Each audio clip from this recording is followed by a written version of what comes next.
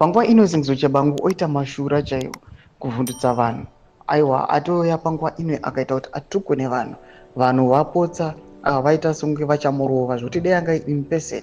Panguva ino Sengizo Chabangu mainzwa kuti akuwadzwa nevanhu. Saka pana mashoko anobuda toka panapa naSengizo Chabangu.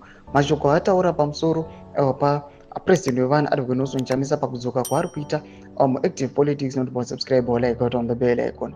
Toona kuti senator tingatoti fake senator Sengizo Chabangu anoachiposta muri kuona Advocate Nelson Chamisa uyo buda achiti a lot asking me what's my take on Nelson Chamisa purported coming back to politics.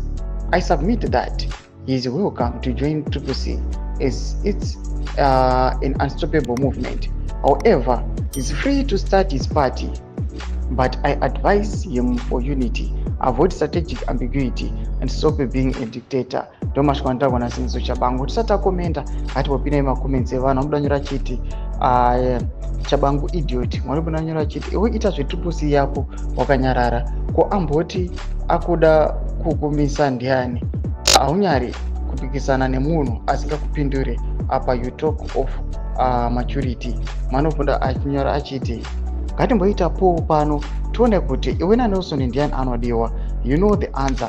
Kana washaya nyaya go and scratch your anobva uya achitaura mamwe mashoko atisingaiti kuti titaure panguva ino, but ndo mashoko ari kubuda achitaurwa panguva ino pamusoro aiwa paSengizo Chabangu achikikiwa nevanhu achinzi ewe siyana president vedu tingatoita mapause panapa paX tione kuti uzvionere pachina kuti munhu anodiwa nevanhu ndiani. Iwe hauna vanhu uri unyasi kunokwanzi uya just an imposter, uya a ZANU-PF agent akangouya kuzongoparadza zvido zvevanhu. Mashoko ari kubuda panguva ine aoneka kunzi kudzoka kwaNelson Chamisa kwaya kukavhundutsa vanhu Chabangu vaifunga kuti Nelson Chamisa zvepolitics zvapera, but panguva ine panoonekwa kunzi Nelson Chamisa ari kugaina support yakadowandisa kutodarika yanga inayo. Panguva ine vanhu vachinyatsa kumuimpresa vachimuti aiwa ndo president vedu. Vana Sengizo Chabangu vasara vari shaken. Vina comment section medu dzimafunguro enyu muri kudi pamusoro pechiitiko ichi. Subscribe or like chatomba bell.